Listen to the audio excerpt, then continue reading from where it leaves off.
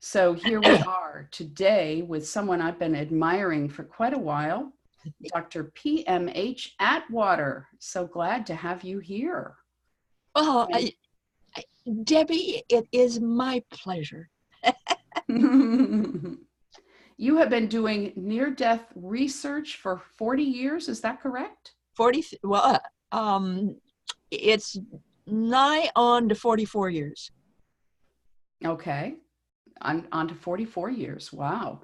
I read somewhere, I think it was in your press kit, that you started with an experiment of some sort when you were 5?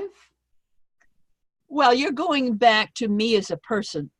Okay. You're not talking about my research. Well, okay. But that sounded like it was the beginning of some sort of, because it sounds like Really, your research has been, I've always been researching. yes, through life and your dad as a cop, right? Yes, he was. I was raised in a police station. I can honestly say that. Yeah. And I was on the right side of the law, but I was still raised in a police station. That was back in the 40s when you could do that kind of thing. Mm-hmm.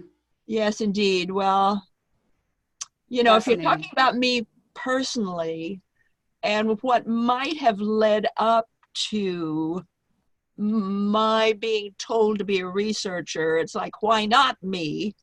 Because if you look back at my childhood, you see a particular role model, a particular modeling of that kind of behavior almost since I was born. Because I was born with dyslexia and synesthesia. So back in those days, nobody had ever heard of dyslexia, or very few. Mm-hmm. Certainly nobody ever heard of synesthesia. Even today, a lot of people don't realize that's multiple or blended sensing. Right. Mm-hmm. That, changes or an elaboration of the limbic system in the brain. Mm-hmm. So I was born with that. Mm-hmm. So I tended to view the world a little differently. And so you had that, yeah. I had 5 fathers, 2 mothers, and no real steady floor plan, if you will. I was raised by Norwegians from the Sognefjord. That's a whole nother story. So I just wound up being this child that was very excited about life, very puzzled about life, and very, how would I put it? Life just didn't really seem to fit or me in it. Mm-hmm. So that's when I started doing research to find out, okay, why?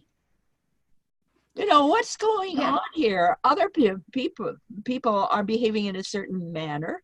They're walking in a certain way. They're wearing certain clothes. They talk a certain way. Why can't I fit that? So at the age of 5, I did my first double-blind study with a control group. To really get down to what's going on. And I was just one of these people that I had to verify whatever I could see or do or whatever was happening in the world. I needed to not just see that and view that in different ways, but I had to verify what I was seeing. It wasn't enough that I could do something. I had to verify it. It's fascinating that those roots were with you from before. Childhood. Yeah, that's from childhood. Mm-hmm. Right. When I married, had 3 kids, I found that the world around me, again, wasn't matching what I was expected to do or be. Mm-hmm. Because at that point in time, my world was starting to split apart. I was starting to have being very much aware of other planes and other worlds, and that has always been the case, but this time it was far more vivid, and it was far I'm struggling with words because I don't know how to put it into words, except being a secretary, being a wife, and being a mother just suddenly was not enough. Yeah. Yeah. It sounds like it got you ready to want to find more. Right. That was before you had began. And I had a mild nervous breakdown. Mm-hmm. And I was taking 1/2 of a specific kind of pill per day. Just 1/2. That's all I could handle. Right. And I was like a raving drunk because it just, I couldn't handle it. So I went to my doctor, and I talked to him. What is going on here with me? And he said to me, did you ever drink? Did you ever smoke? Did you ever, get out in life like other kids do? And I said, no. When I was very, very young, I was in the bottom of the Methodist church in Twin Falls, Idaho, where the kids had their church, and everybody left. And I had this strong feeling that I had to sort of close myself off in a closet until everybody was gone. And then I could go up to this incredibly beautiful drawing of Jesus and the altar.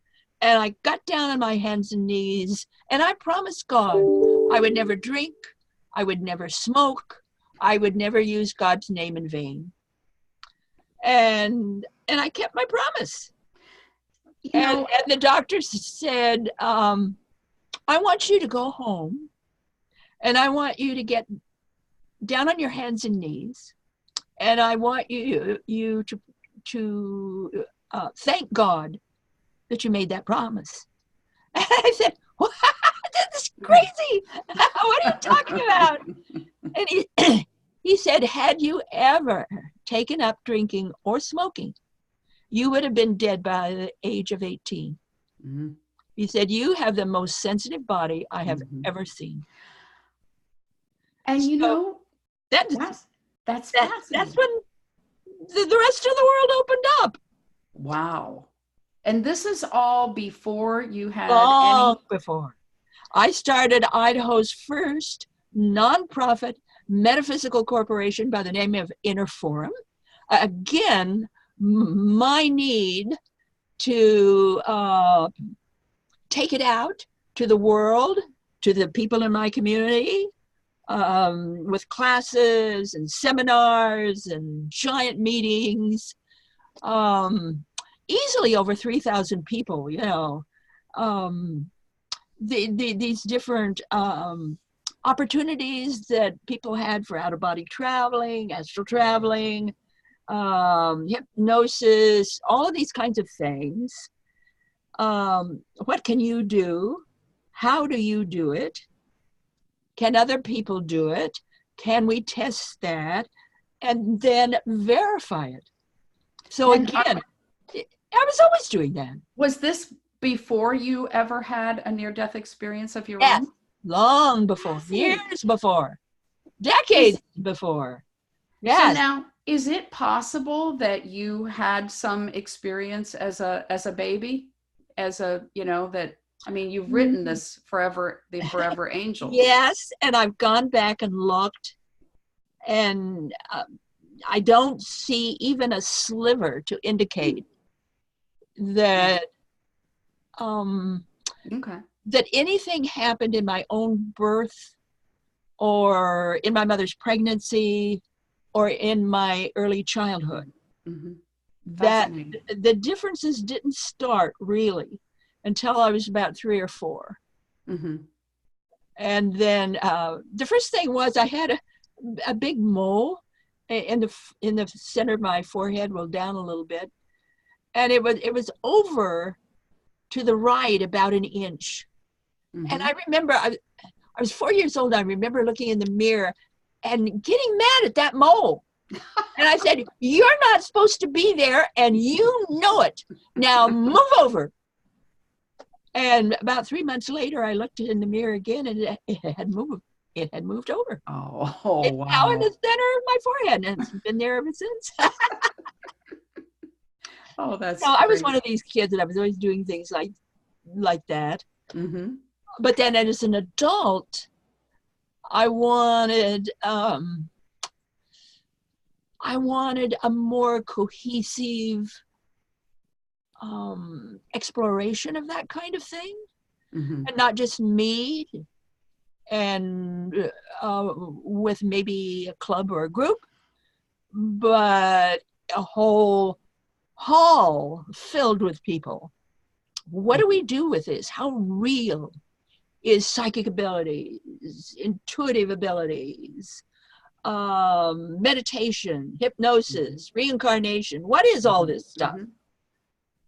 And for over a decade, Inner Form ran, and again involved thousands of people. And at the end of Inner Form,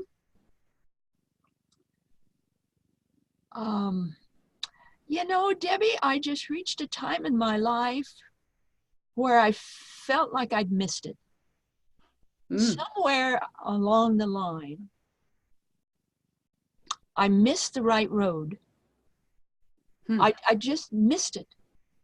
I just missed it. And I just had that strong feeling.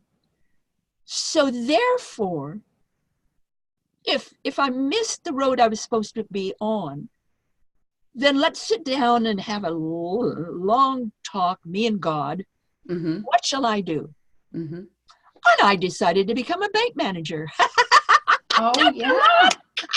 I decided to become a bank manager. So I enrolled in the American Institute of Banking. I was taking classes.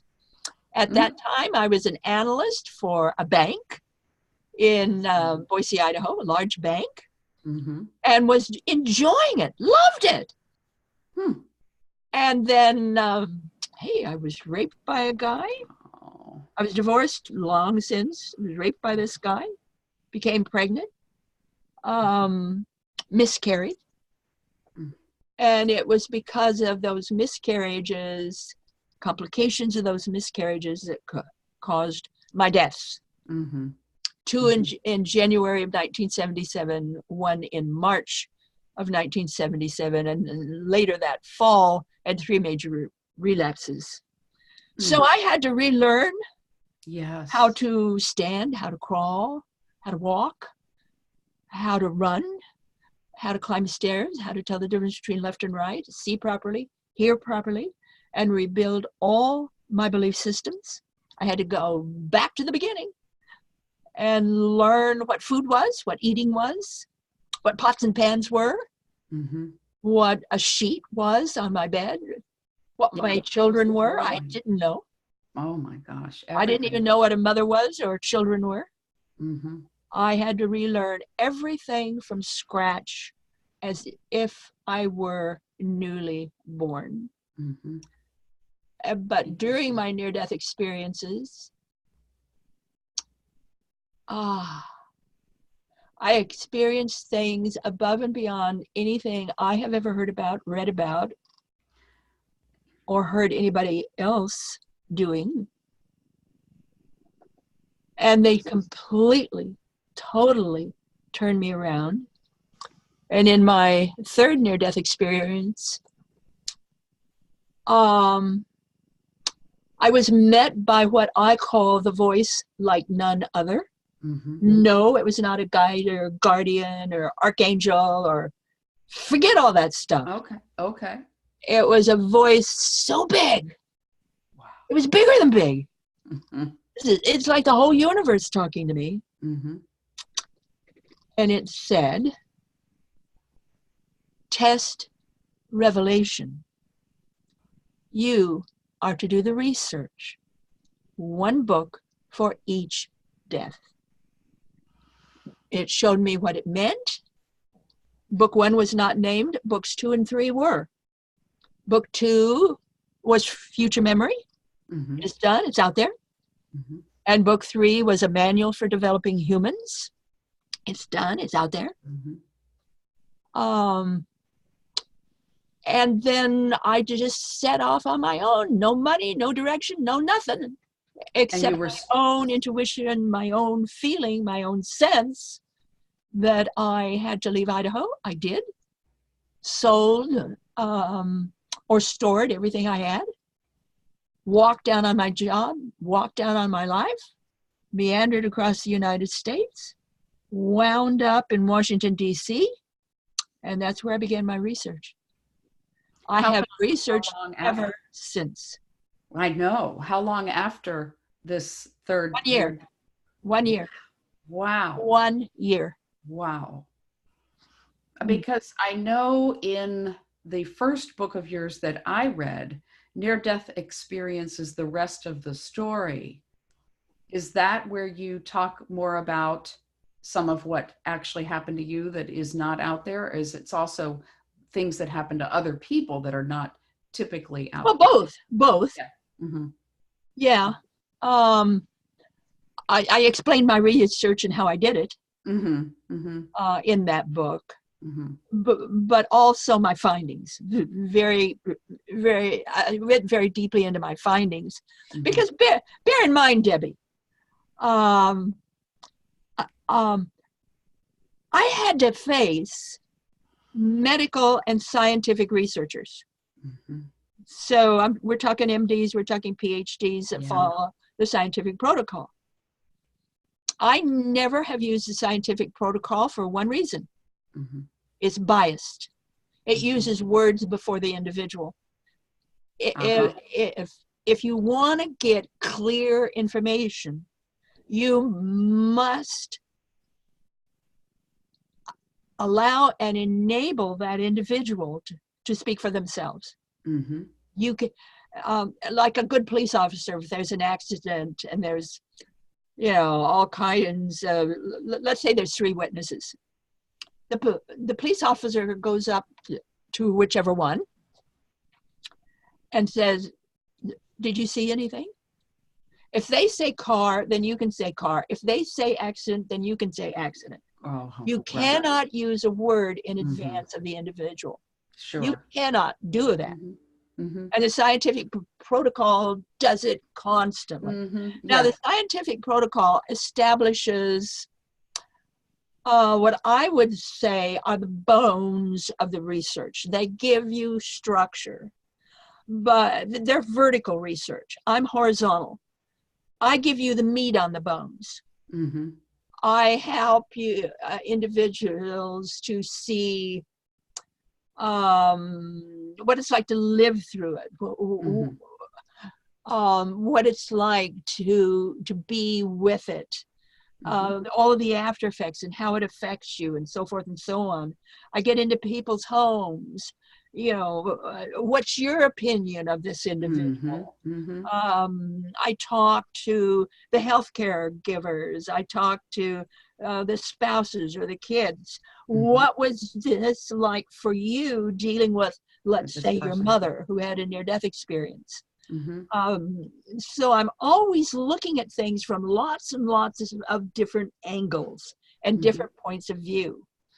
So near-death experiences, or the rest of the story, is where I enable other people to really see how I work. And I did a lot of that too in some other books that I've written, especially the new one, the Forever Angels. Enabling them to realize that I'm not just I don't just follow the scientific protocol. I go deeper than that, because I want to know all aspects of that near-death experience and the person who had it. I don't want just their words. That's not enough. No. I want to observe them. My dad always said, the mouth, the body says more than the mouth does. Mm-hmm. So I'm watching bodies. Yeah, you write about that. Yes, indeed. Yeah, And I'm a spooky person. oh, well, and so then I'm thinking about the children, because your two books now, or your series of Animal Lights, which you might want to, I know you want to talk That's about an that, and the extension of Forever. the Forever Angels. Yeah. Yeah. And I wonder, I mean, I would think, okay, it's great for kids, for people to build understanding, but it's mostly for adults to be more awake and aware to help support kids. Well, if we're talking about the Animal Lights series, Mm-hmm. which are 6 children's Yes. books, they're Okay. about animal babies. Mm-hmm. That we're talking about these animal babies being in the light, conception, being in their mommy's pocket place or womb. We're Mm-hmm. talking birth, miscarriages, handicaps. So that whole range of what it's like to be a thought in your mother's mind and then become a literal child in your mother's womb. So we're talking about that very unexplored area, really, Mm-hmm. of, of conception, growing in the mother's womb and then Yeah. birth, which is really the whole subject of the Forever Angels. Mm-hmm. If you read that book, it's all about people who can remember having had a near-death experience between birth and the age of 5, perhaps even in the mother's womb. And it's a Yeah. real in-depth study of that that's never been done before. So if we're looking at the children's books, why the children's books? And the why is, finally, parents have something fun and easy Mm-hmm. that they can sit down with their kids and say to them, and read them together and say to the child, do you remember anything like Busy Betty Wiggles does? Mm-hmm. Or Oops a Baby? Or Tommy Two Toes? So there's delightful little drawings by Eva Sullivan, an award-winning artist. Mm-hmm. So we've got these delightful drawings about all these animal babies and what they remember, what they can talk about. And, Yeah. can your child And that's remember great. anything that the little Mm-hmm. animals can? Mm-hmm. Yeah. That's the So purpose. when parents are willing and able to do that, you write about a lot of situations where parents really are not tuned in or have not been tuned in with some of these cases, a lot of these cases.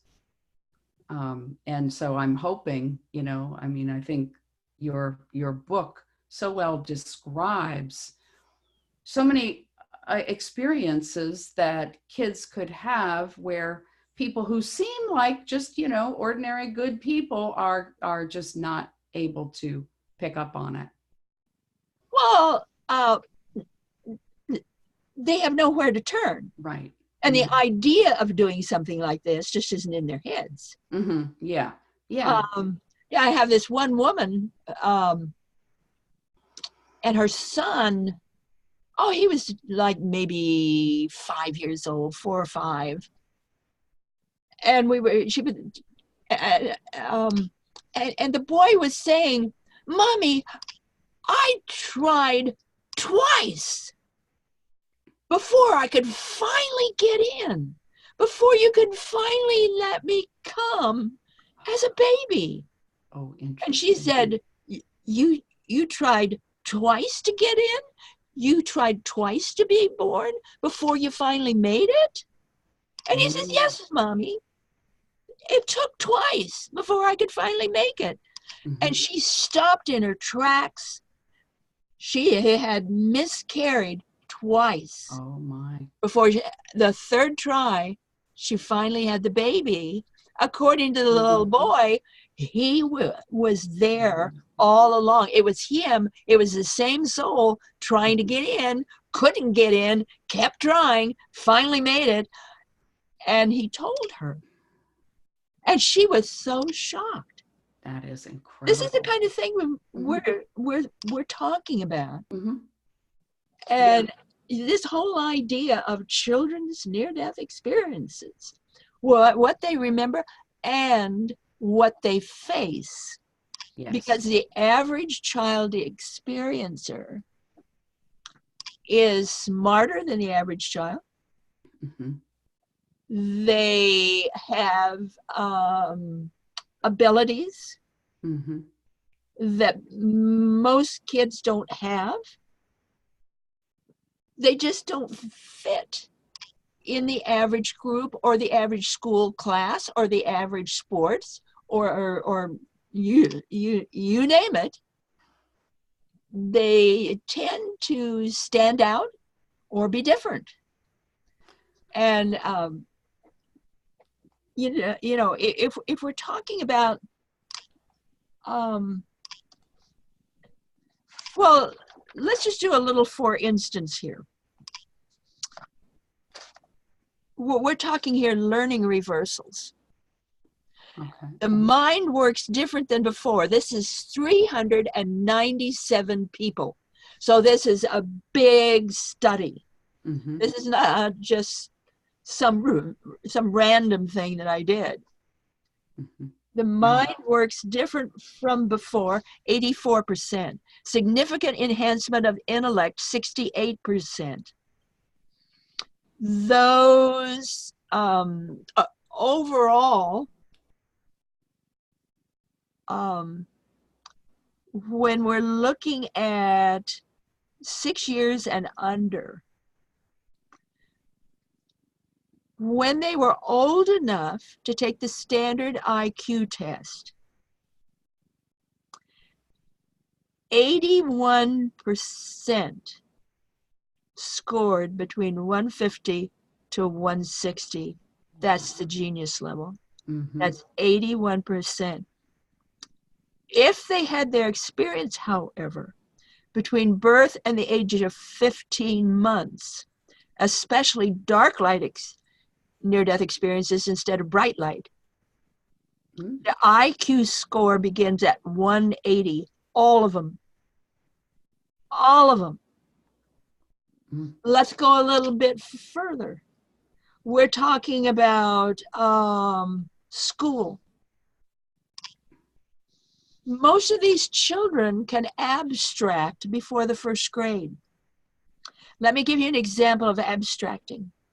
This is one little boy, not quite 6. He's in Georgia, north of Georgia. He's in the first grade, drowns about halfway through school year. When he's old enough to get back, well enough to get back in school, you know, what are they reading in the first grade? See Spot Run, Dick and Jane.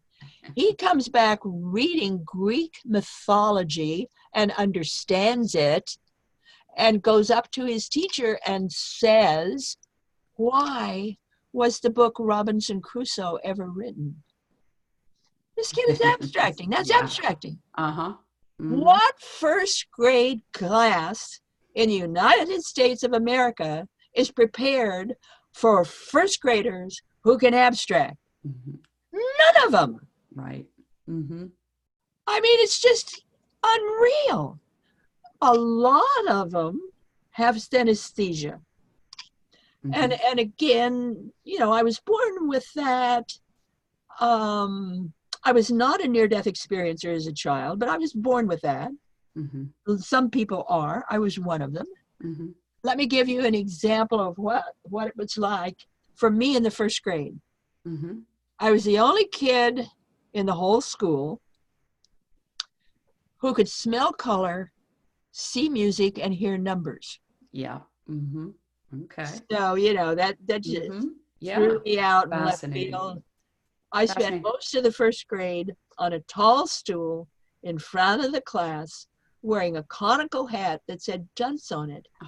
as an example of a bad child who told Mm-hmm. lies. The Oh. principal tried twice to kick me out of school. He'd call my mother in, tried twice to get me out of school.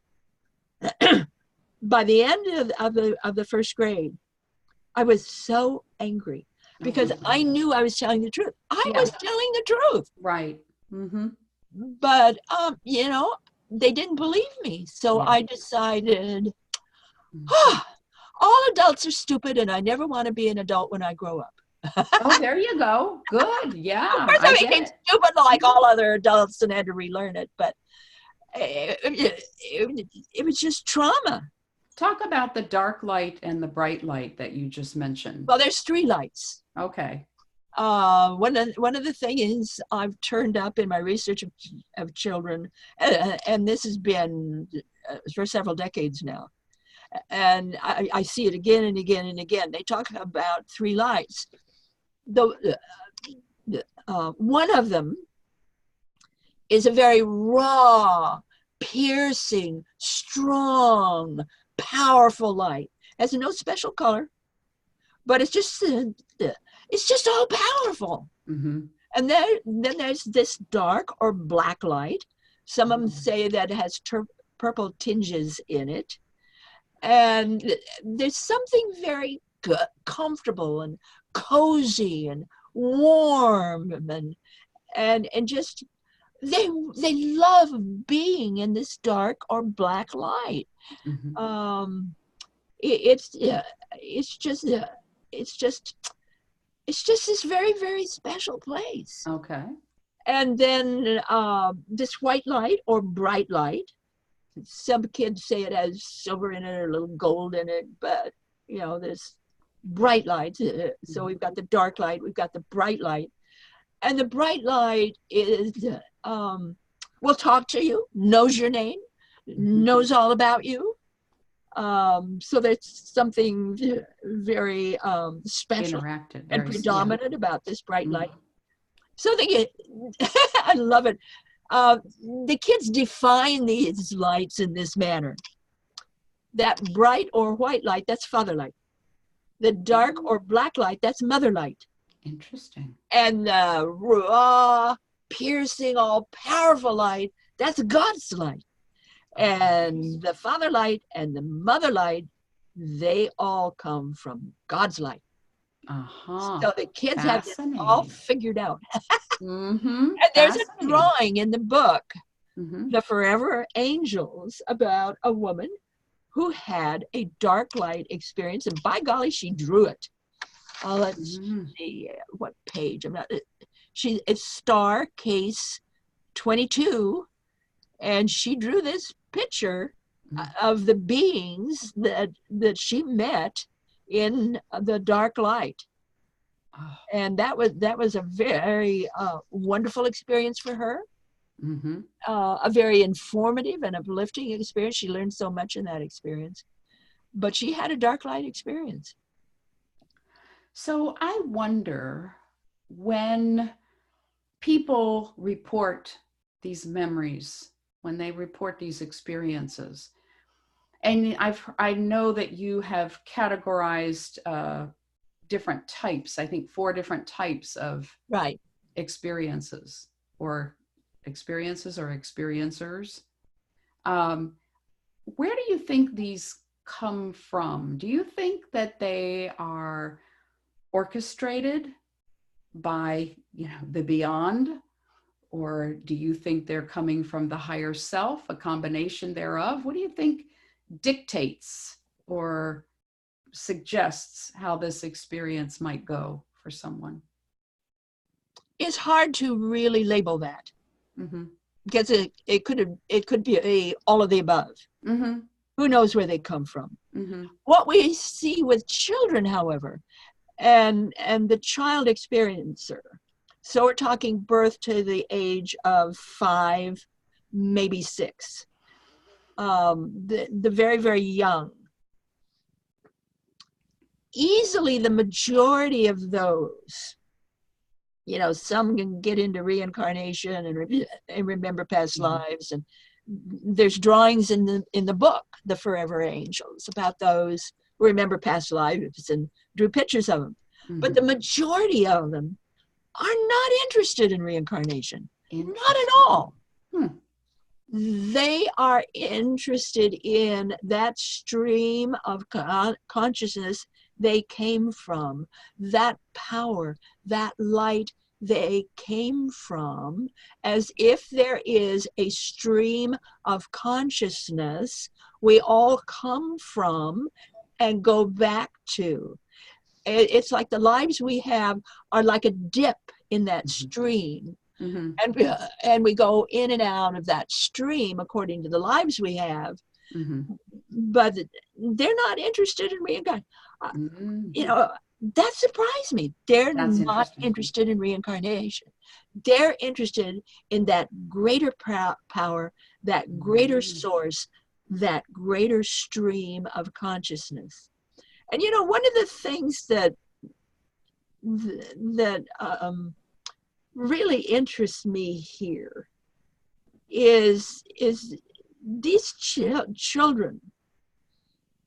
And again, I'm really encouraging people to read The Forever Angels. It's a very, very important study. It is beautiful. These kids come back. Most of them do. The majority of them do. With very definable differences. They're not like older children, teens, or adults. They're different. Most of them cannot remember a before. You know, with adults or older children, they can remember, you know, before and after with their experience. These are kids that had no before. Yeah. You know, there's nothing they can go back to except that stream. So there's no before. So what I'm thinking here, what appeals to me here is that these little ones are being hit by a power punch, and that's what I believe a near-death experience is. It's like a power punch. It's hitting them at the time when all the basic flooring is being laid in the brain for the nervous system, the digestive system, skin sensitivity, the brain-mind assembly, and consciousness. All of that is being laid. And what I think happens is that power punch of that near-death experience flips them right out of that and flips them into a higher frequency of all of these different qualities that we call a human being. They're operating under a higher frequency. Or a different frequency, we could use that, and that tells me that we really, really, really need to take a look at this. The book is full of all kinds of percentages, where you know, one of the things that gets me here, Debbie, one of the things that really gets me. 74% of these kids come back when they're older and grown up, very, very successful in business. Very successful in business. Yet that same percentage, 74%, is the same percentage of these same people who have real problems with suicide ideation and want to go back to the other side, even if it means committing suicide. And one of the things that they face, it's all about home. Sure. Guilt for wanting to go back, betrayal for getting kicked out. Many never knew or understood what a human being is or how to be one. Well, especially when you talk about like where there was a twin that died, and so the one that's living, I would think, would feel guilty. How come you're not here and I am? Right. And I talk about many different types of twins. Elvis Presley had a twin. His twin died before he was born. So the mother miscarried or whatever. Anyway, the twin supposedly died. But yet, after Elvis was born, he grew up always knowing his twin. And they would dialogue back and forth. He knew his twin. And they talked to each other. Yeah. Fascinating. So imaginary friend isn't necessarily something to just dismiss. It's real for a lot of these kids. In this study, 397 people all told. I ran across 3 who were raised in the voodoo religion. They did not know the word God. They did not know the word Jesus, Bible, none of that. It was all voodoo. And in their near-death experiences, each one of these 3 were visited by Jesus in their scenario. Each one knew who he was and called him by name. Now, how do you explain that? I can't explain that. Yeah, that's wild. I mean, what do you do with something like that? I had a number of them that the only reason that they were birthed, that the mother ever became pregnant, that the child was ever born, the couples, the people, were members of a satanic cult. And the only reason they were having a child was so that they could have a child that they could use for ritual. And this one girl, her name is Judy, and her story is in there. She had 17 near-death experiences by about the age of 8 or 9 or 10. I mean, and the first one began at 6 months. So they put these little babies on the altar, and God only knows what they do to them. But she went through horrific things, and took her a long time to figure things out, and find a life. Yeah, and the forgiveness, the optimism, the determination. Yeah, she finally got to the point where she could forgive her parents. Yeah. And she became an incredible wife and mother, just an incredible human being. And I have her quotes in the book about how she could forgive her parents. Fascinating. So yeah. Wow. Just absolutely incredible. I wonder if some of these people, because of their struggles as children, did they go through being underachievers as well as overachievers? There were a couple of them, but only a couple. Most of them are overachievers. So you're talking a lot of people here. Yeah, that's true. And that's one of the ways that you can recognize them, is they know more than the average child. Mm-hmm. That doesn't mean that they're that open. That doesn't mean they're that conversant. Mm-hmm. But they know more than the average child. They know more than their parents, most of them. They know more than their school teacher. They know more than their siblings or, the kids in school. They find school so boring that, Mm-hmm. it's just, it's sad. It's true, what am I doing here? Right. Yeah. Because it's not engaging in a real way. Yeah.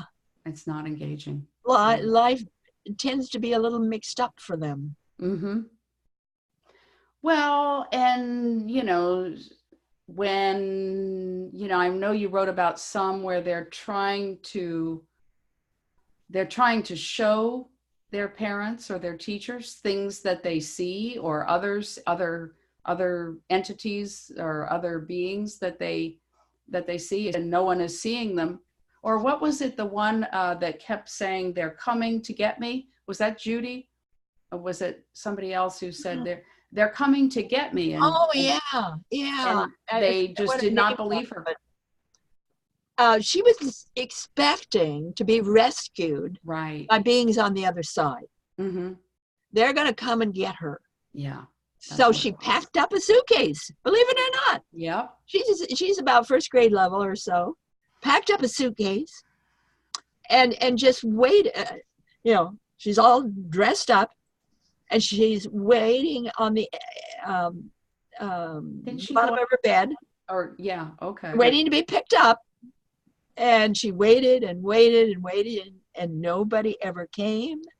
And she was just so utterly crushed that she had to stay here in this family and somehow find a life. She was just so crushed. So some of them go through something like that, but most of them, it's just they're really trying really hard to fit in somewhere, and they find it very difficult. Well, I know in your newsletters you have lots of, your newsletters are fabulous, but lots of links to other professionals who are increasingly helping with, counseling people who've had near-death experiences, and, providing support, providing understanding. And a way to just understand. And you've introduced this subject of my free monthly newsletter. I tell everybody it's only for the curious. And the way to get on the list and get a copy of that newsletter, comes out every month, is to get on my website, www.pmhatwater.com, flip over to newsletter, and sign up. It's just that simple. There's an archive there so that you can go back, back issues several years back and read, previous issues. So because I'm always tackling, all kinds of different subjects. Yep. Yes, you are. They're incredible. Oh my God, I've only been getting it for a few months, but I've spent some time going back and reading several of them, and they are absolutely fabulous. You are prolific and unstoppable. Well, I'm curious. I'm a very curious person. Mm-hmm. And that's one of the things you find with the typical near-death experiencer. They become very, very curious. I in my study of adults, it's not unusual at all to find a near-death experiencer who gets lost in a dictionary. There's all these words and all these meanings, and it's like, wow, look what I found. And I'm one of them. I'm typical. I just am so curious about the world and the people and the animals and history and all these things that are going on. People get excited about UFOs. I get excited about everything. Yeah. Not just UFOs. My goodness, this is an incredible world that we live in. Well, it is. And I would think, I mean, I know for me, wonderment is very important. Who put the wag in the dog's tail? I mean, yeah. Oh, man. Yeah. And so I would think that for any, or for most experiencers, I would think there would be an element of wonderment There is. Mm-hmm. There is. Yeah. Absolutely is. Yeah. I would encourage everyone out there to go visit IANS also. That's IANS, the initials for the International Association of Near-Death Studies, IANDS. Right. So you just www.iands.org, get on their website. My goodness, oh my God. They have a lot of information on there. Tons on YouTube. Lots and lots on YouTube. Yes. And I've got a YouTube playlist. Just get on my website and find out about those. I also have a blog. I've had a blog for years. Mm-hmm. That's great. I found you on someone else's YouTube channel, but I just found today that, I was like, oh, there is a YouTube channel for you specifically. That's good. And your blog, and I mean, your newsletters are just incredible, and your books. I mean, I could see you being a college professor, and people could be in your courses learning all the time. I don't know that classes. I can actually do that. Studying about bounding this. All over the room, like a little first grader. Well, that's cool. That's cool. But boy, your students would learn. You lay out so much information. I mean, it's just an incredible amount in everything. And always interesting. Oh, very always interesting. Very, very, very, very. I mean, and in your the near-death experience, the rest of the story, someone else was looking for that book and had a hard time finding it. I found it on Audible. Well, it's on Amazon.com. That's good. Okay. You have 18 books, is that it? 18? Yeah, and they're almost all of them are available on Amazon.com. Mm-hmm. I've written several ebooks that you can only get off my website. Mm-hmm. Some of them are no longer available, but most of them are. Mm-hmm. I've written several children's books, like The Frost Diamond is a color book for children. You can get that off my website. There's all kinds of books that I've written, but most of them have been on the near-death experience or about the near-death experience, and especially the after effects, because most researchers of the near-death experience tread lightly over the after effects. Yeah, it sounds like you were referring that some of them sort of gloss over and make it sound like it's just all easy, and well, they do gloss over it. Yeah. Mm-hmm. They're not looking at the rest of the story. Mm-hmm. And that's what near-death experiences, the rest of the story is all about. Is the things most other people miss out on. We need to look at the whole picture. Right. And I guess that's my training since childhood.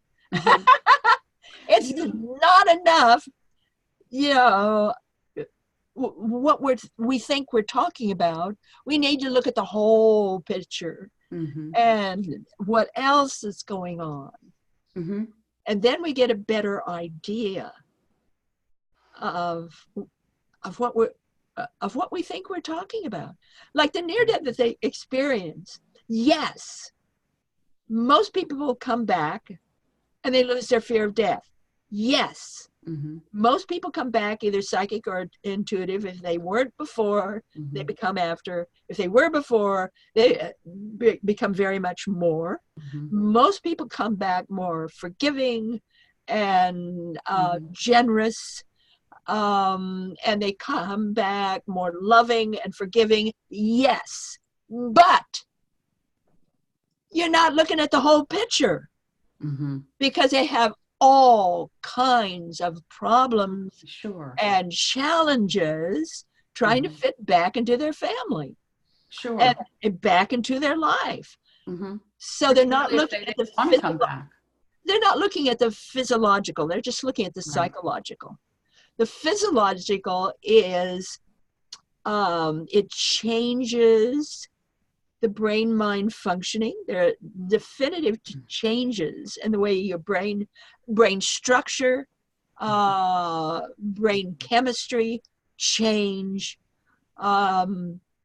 There are changes in the digestive system, the nervous system. These are definitive changes in skin sensitivity, changes in how you think. Many of them come back with synesthesia. Many of them come back abstracting. Many of them come back smarter than they were before. They can't explain that, but they are.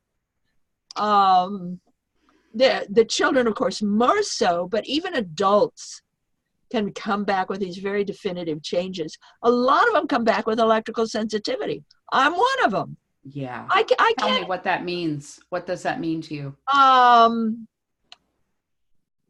That means that I have to be very careful around a lot of electrical hookups. It used to be, when I was giving talks, I would pop the light bulbs in the auditorium, or the lights would go up and down, or they would go on and off. I'd be walking along this highway or a street, and the lights along the sidewalk or the highway would pop. It meant that I couldn't use a computer. It meant that I couldn't use a cell phone. It meant that I was smoking up tape recorders. It became very, very expensive. So what did you do to change it, or how did it change? Well, with my computer, for instance, I went into my computer and I introduced myself to my computer. Okay. And we had a long talk.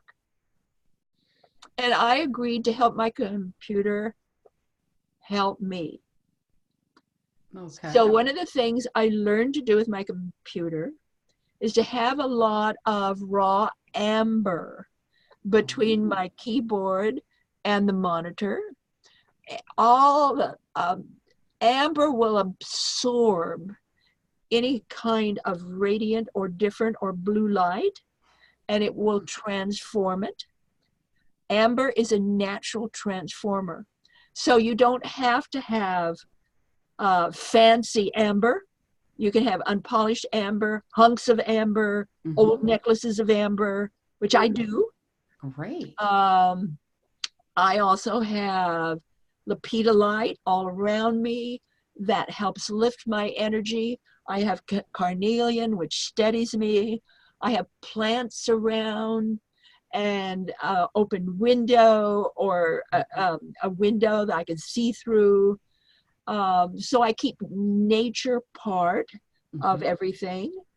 When I'm out in my car, my car and I have gotten acquainted, and we get along very well with energy. I have learned always to pray and meditate before I ever give a talk or get out in front of other people. Yeah. And I include the microphones and the recording devices in the prayers. and Mm-hmm. I address them specifically. I learned to do that because we lost so many recordings with me.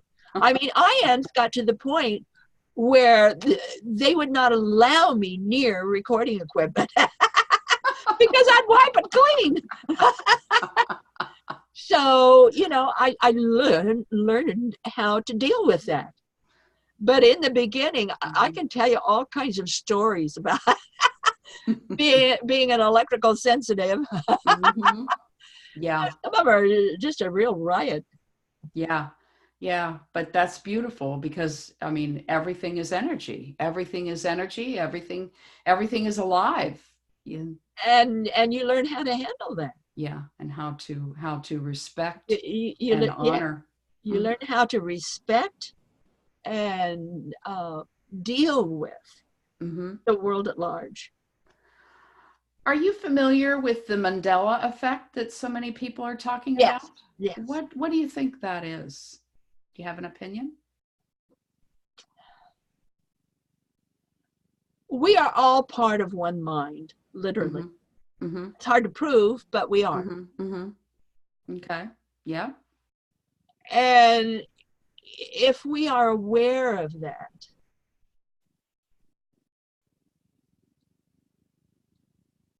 then we also become aware of the fact that our energy can, if it's strong enough, affect not only my computer, but can literally affect the trees out in front of my house. Mm-hmm. It can literally affect the jungles in Africa. Mm-hmm. It can affect the world. Mm-hmm. So whenever I say prayers, um, I include all of that in my prayers Beautiful. and what I'm facing. And, you know, like right now with Australia, Mm-hmm. I'm working on that in my prayers all the time, every day. That Mm-hmm. doesn't mean I'm a miracle worker necessarily, but it does mean I'm part of Mm-hmm. that energy that's trying to heal Mm-hmm. what's happening in Australia. Mm-hmm. With our farmers here in the United States, they have been horribly, horribly abused, Mm-hmm. and they've been flooded off their land with these huge floods we've had the last several summers and springs, Mm-hmm. and not getting any price, really, monies from what they, Yes. you know, are able to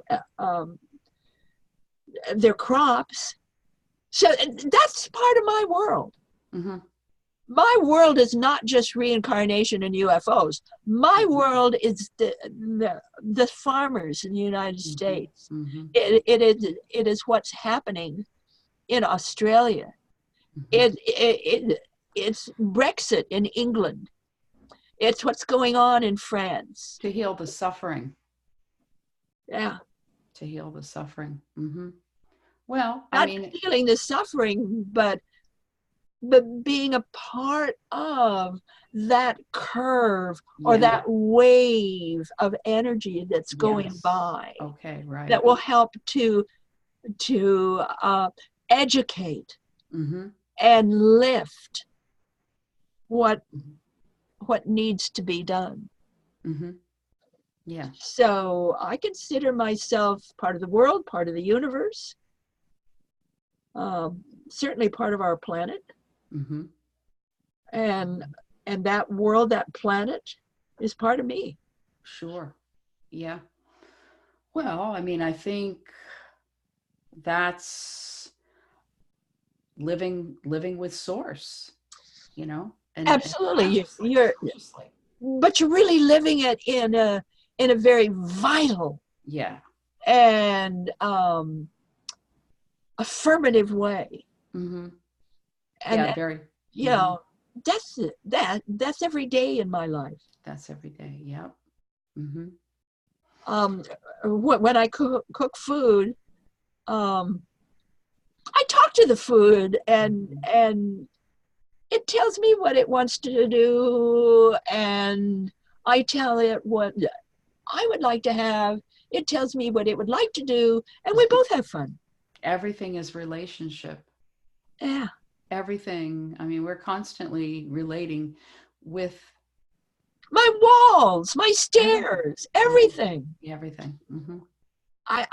Yeah. That's To me, beautiful. it's all a big high. That is beautiful. That's beautiful.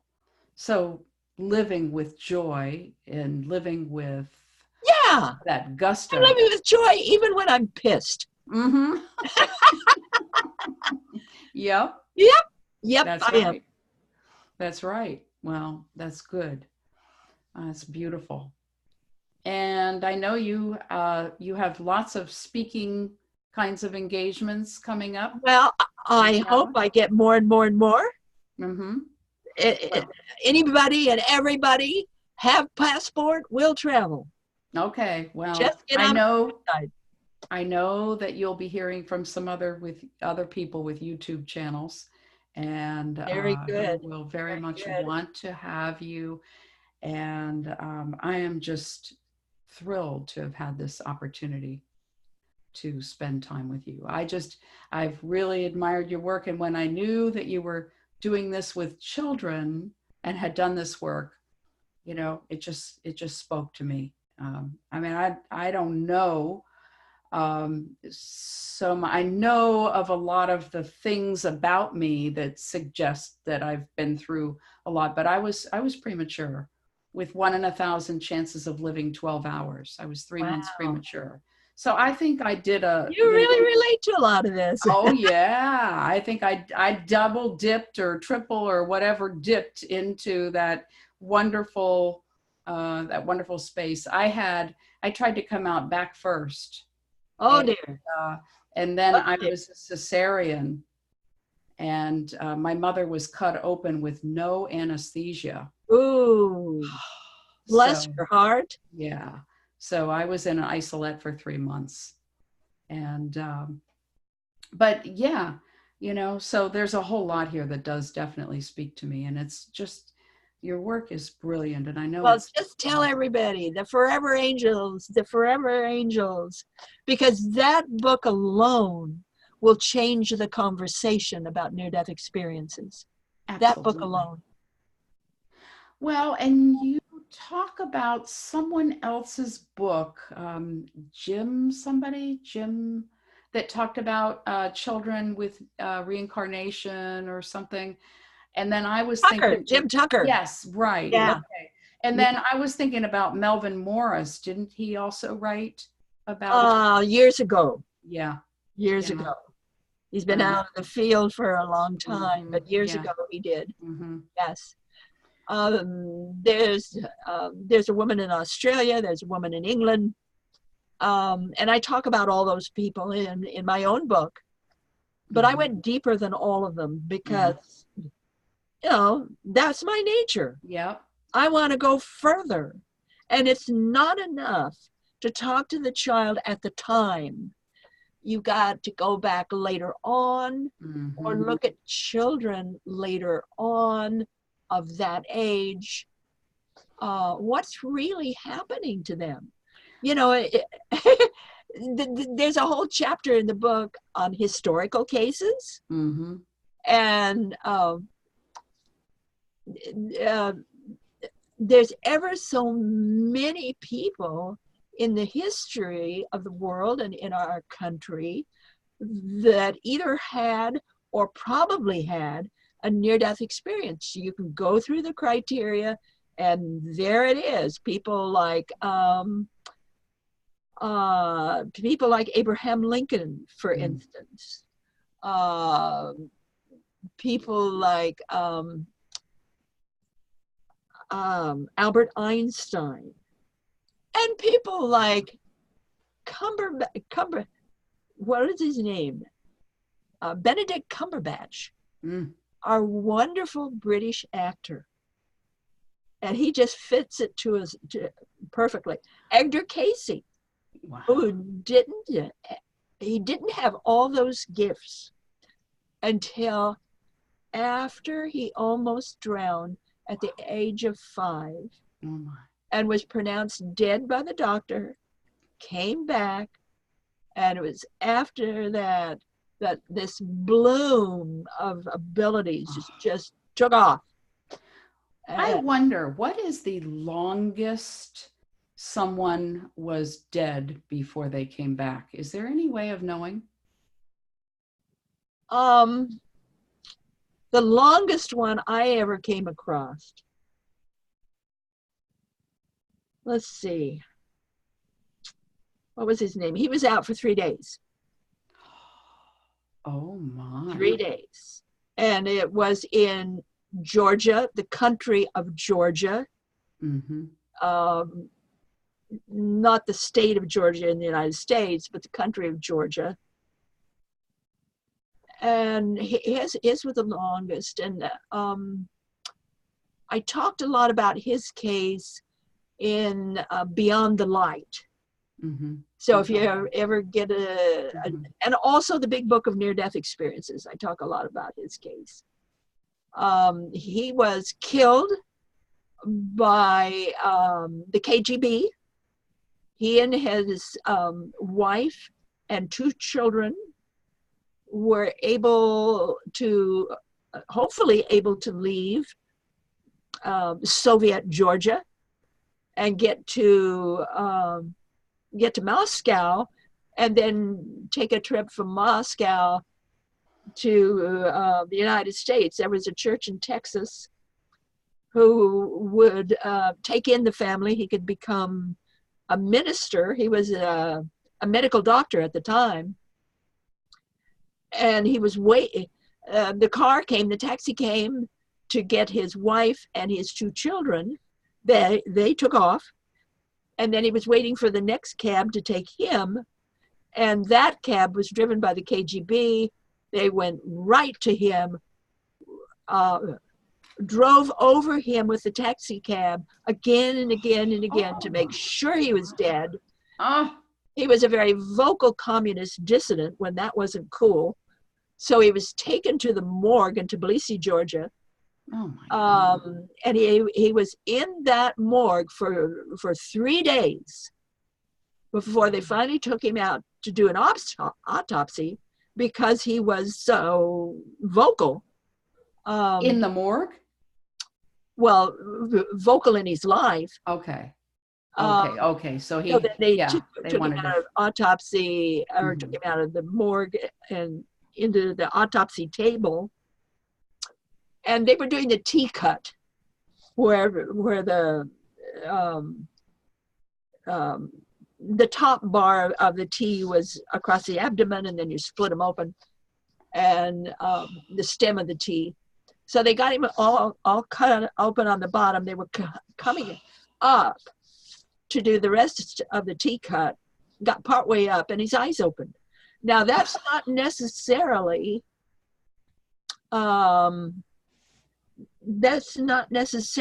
a problem, because sometimes that happens. Right. Yeah. So they just kept cutting.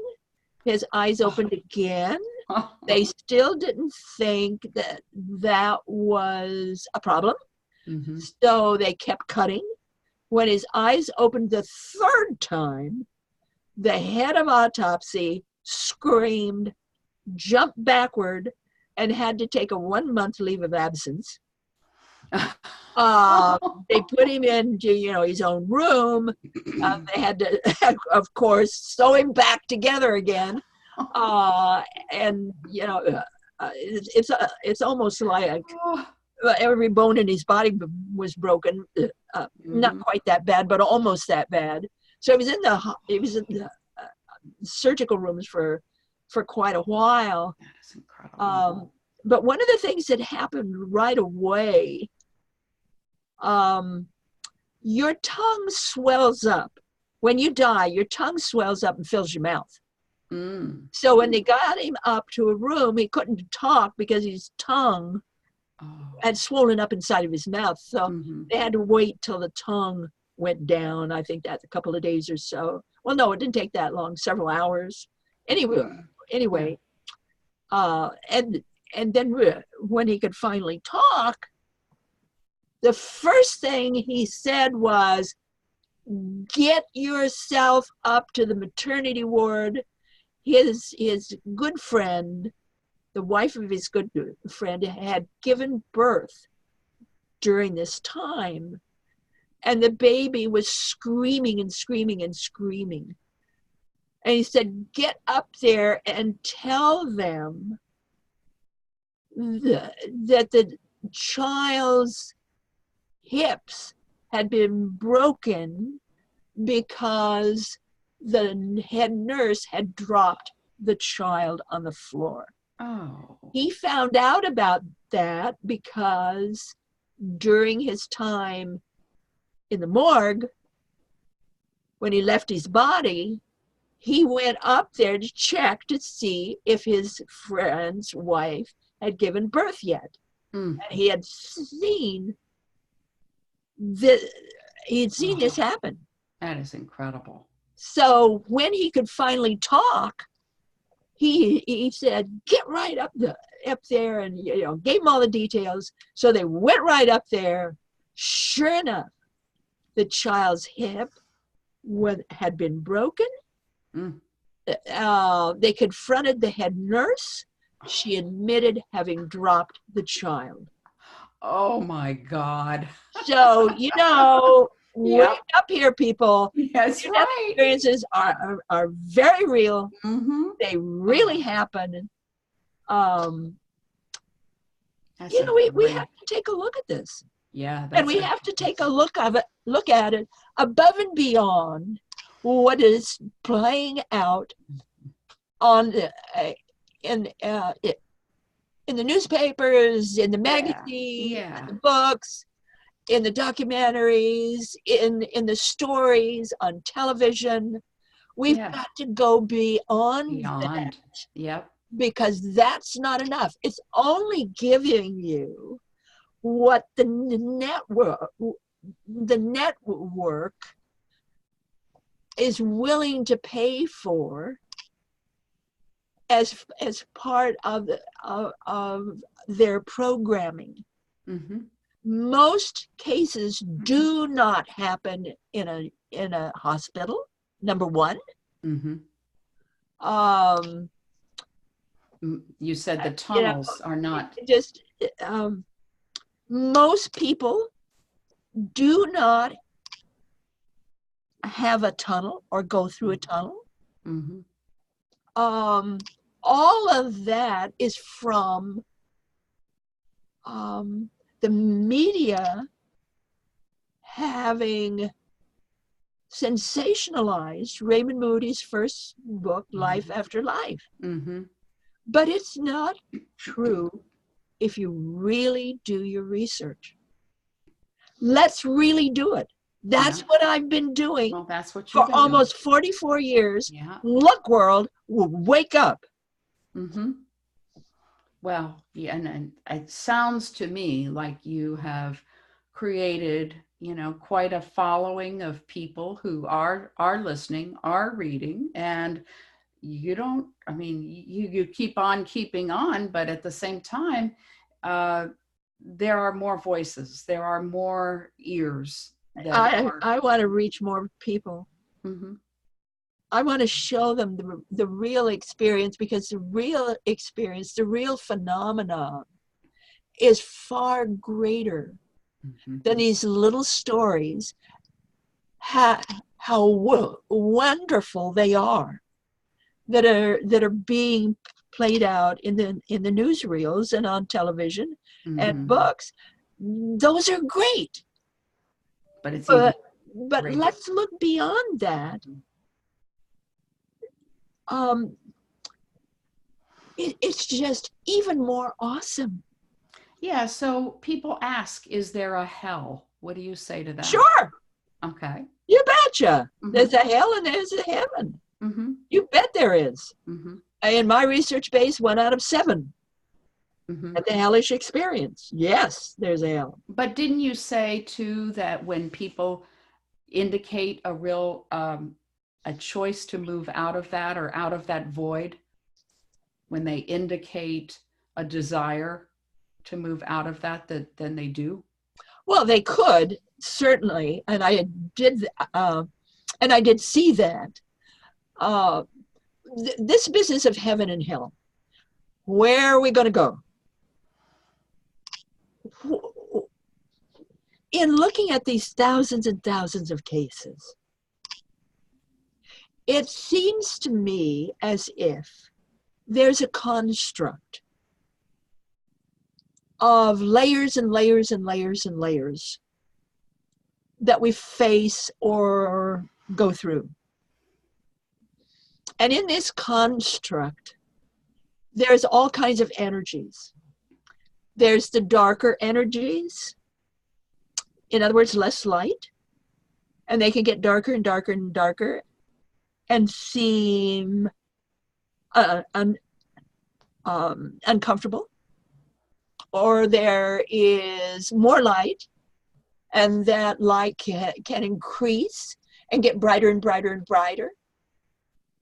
And those particular levels seem to be more comfortable and more exciting.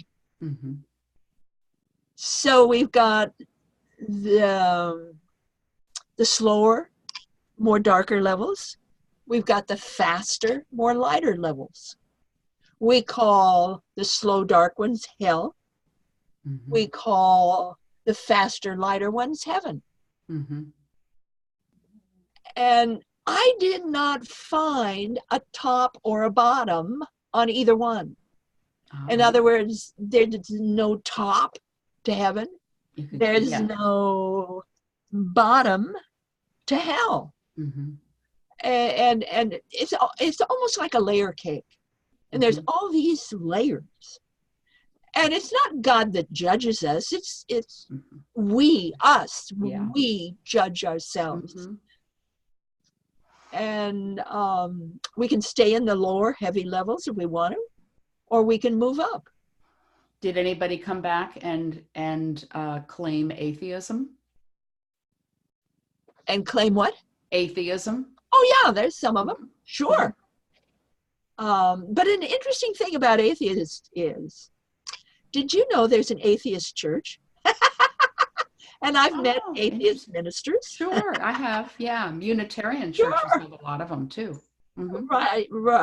Yeah. They have different names. Mm-hmm. And what I found with these people, they come back brighter and lighter and happier, or at least more curious. Mm-hmm. Just like the average near-death experiencer, because they are an average near-death experiencer. I guess they just don't choose to use the same words. Some of them are, I mean, just very good, would seem to be very spiritual people. They just don't use that language. And I guess I've often thought of them as like people who choose not to believe in Santa Claus. But it doesn't seem to matter. Yeah. What words you use. Mm-hmm. What matters is your heart. Yes. And how you feel. Mm-hmm. Mm-hmm. What this means to you. And the differences you allow it to make in your life. Mm-hmm. Yeah. In my life has become ever more joyful. That's so good. Just joy, joy, joy, joy. It doesn't quit. Yeah. Doesn't matter what the day is, how bright or how gloomy. Mm-hmm. There's just so much joy. That, I believe, that is a choice. That is a choice. Do you feel that you made a choice? No, I don't feel a choice at all. Okay. I just am. You are, yeah. I just am, I are. Lousy English, but anyway. Yeah. I just am. Okay. I just became more joyful. I didn't choose to become joyful. I just was and am more joyful. But do you feel that your life changed a lot from getting to the place of having more joy, being more joy? My life changed 100%. Yeah. Well, of course, I had to learn everything all over again. Mm-hmm. You know, I had to really learn how to crawl, how to stand, how to walk, you know. Yeah. I took everything all over again. And in learning everything all over again, I learned that what I knew before wasn't right. Mm-hmm. It wasn't complete. Mm-hmm. It was incomplete. I only had part of the picture. Mm-hmm. And what I have now is a bigger, greater picture. Mm-hmm. A picture of what? What I'm feeling in my life right now is almost a need to go back over my life and all the things that have happened to me in my life, back over my death and what I learned from dying, back over my research. My research base is nearly 5,000 adults and children. Go back, what I've learned and recognized from that, and take all of it, and just twirl it around and redefine it. I just feel like I need to look at it all again. Okay. There's another level. There's another There's something. something else. That's where I'm going. That's beautiful. That's absolutely beautiful. And you will. I have no doubt. Well, hey, I'm 82. Yeah. Yeah. All We're right. working on this. Hey, That's yeah. right. That's right. Yeah. It's time to redefine everything. Uh-huh. Well, why not? That's the way I feel. Why not? That's beautiful. Yeah. My cat is under my desk in a basket, snoring his head off. He loves it. He just insisted on being in here. All Wonderful right. animal, sweet animal energy. Yes, indeed. Well, I am so honored that we spent this time, and I thank you hugely for doing this with me. Is there anything that you want to add or that we didn't? I'm sure there's plenty of things we didn't get to, but is there anything you want to specifically I'll just, life is so much well worth its living. Mm-hmm.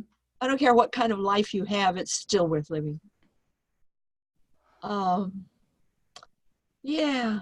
Well, in the description, I will put your website and please information do about your books. Encourage people to get the Forever Angels. Yes, indeed. And yes, indeed. Introduce them to the Animal Light series. That would be great. Mm-hmm. Yeah, indeed. Yes. And just let them know there's more coming. More coming. I believe it. So get that newsletter. And yes. Oh, I love it. I love it. And when you have come up with that something else, I want to know about it.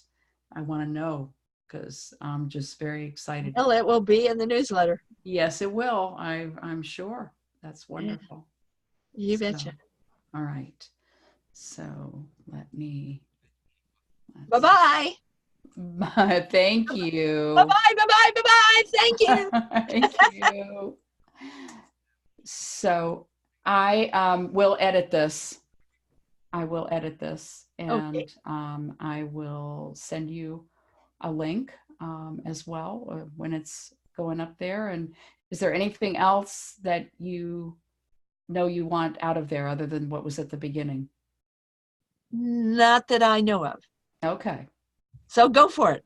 All right. Well, thank you so much. It was great to meet you. Great to spend time with you. And you have a lovely church. I think I've taken that in life. Yeah, we enjoy that. Oh, I love Unity. I've loved Unity for many, many years. It's a good church. So is the Science of Mind and the Center for Spiritual Living. Yep. Great church. That's it. Well, I need to go check my stove upstairs. All right. The repairman was supposed to come after 5. So I need to skedoodle. Okay. All right. Well, thank Thanks, you. dear. All righty. Bye bye. Bye bye.